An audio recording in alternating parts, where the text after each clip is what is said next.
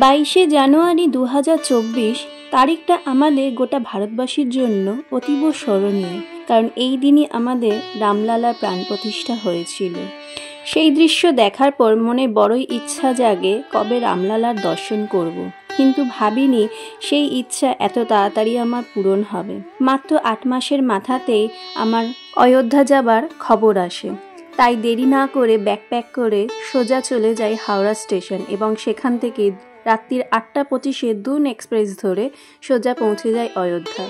এই ট্রেনটি পৌঁছানোর কথা ছিল দুপুর 2টো নাগাদ, কিন্তু ট্রেনটা লেট করে পৌঁছায় দুপুর 3টে নাগাদ। অবশেষে পৌঁছে গেলাম রামলালার জন্মভূমিতে। স্টেশনে পৌঁছে স্টেশনে থাকার কাছাকাছি কোনো হোটেল ঠিক করে নিয়ে সাথে সাথে লাগেজ রেখে বেরিয়ে পড়ি রামলালা দর্শনের উদ্দেশ্যে।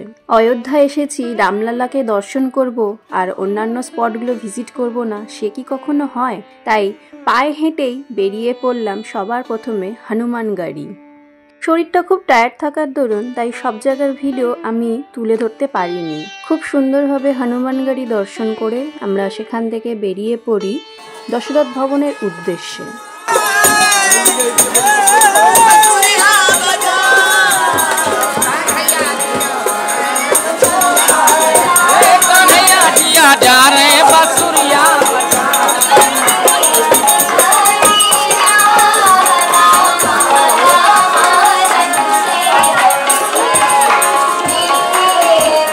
বন্ধুরা, আমার এখানে একটা সম্পূর্ণ অন্যরকম ভিন্ন স্বাদের অভিজ্ঞতা তৈরি হলো। এই সুন্দর অভিজ্ঞতা দেখতে দেখতে এগিয়ে গেলাম ভেতর দিকে।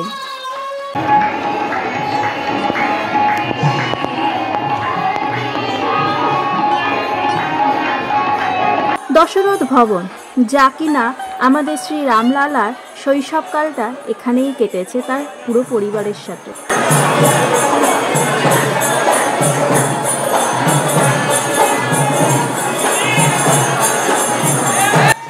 বন্ধুরা, আমার আজকের এই ভিডিওতে খরচ সম্পর্কিত কোনো তথ্যই আমি আপনাদের সঙ্গে ভাগ করলাম না, কারণ খরচটা যে যার নিজস্ব ব্যক্তিগত সিদ্ধান্তকে কিভাবে খরচ করবে।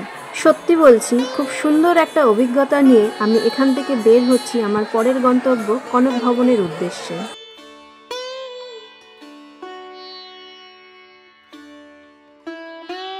বিবাহ উপলক্ষে মাতা কৈকেয়ী মা সীতাকে এই ভবনটি উপহার দিয়েছিলেন।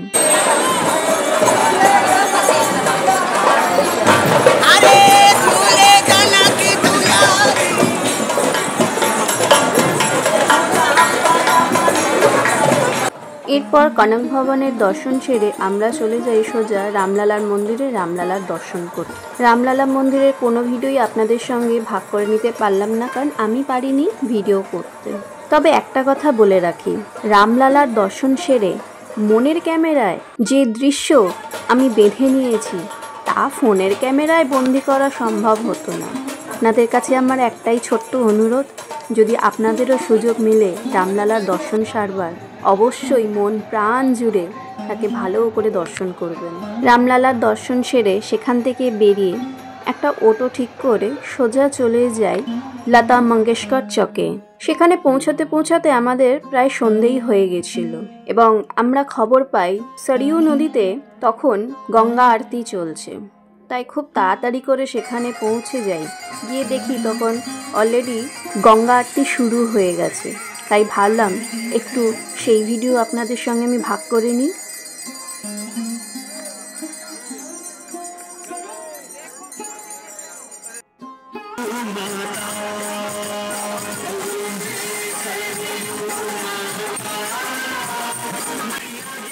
এরপর এখান থেকে আবার আমাদের গন্তব্য হলো আমাদের হোটেলে ফিরে যাওয়া, কারণ পরদিন ভোরবেলায় আমাদেরকে আবার বেরিয়ে পড়তে হবে। পরদিন ভোরবেলা একটা ইন্টারসিটি ধরে আমরা এখান থেকে সোজা চলে যাই বেনারসে।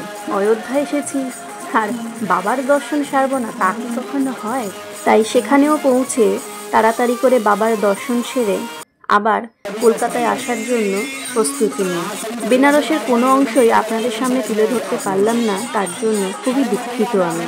বন্ধুরা, খুব সুন্দর একটা অভিজ্ঞতা আমি এখান থেকে অর্জন করে আমি আমার তো বাড়ি ফিরছি, কিন্তু বাড়ি ফিরতে সত্যি বলছি মন একটুও চাইছে না, কিন্তু কিছু করারও নেই, ফিরতে তো আমাকে হবে। কিন্তু এইটুকুনি আমি বলছি, আমার অসম্ভব ভালো লেগেছে আমার এই ট্রিপটা। বন্ধুরা, আমার ভিডিও আপনাদের কীরকম লাগছে আমাকে অতি অবশ্যই কমেন্ট করে জানাবেন। ভালো লাগলে লাইক, শেয়ার, সাবস্ক্রাইব অবশ্যই করবেন। আজকের মতন ভিডিওটা আমি এখানেই শেষ করছি।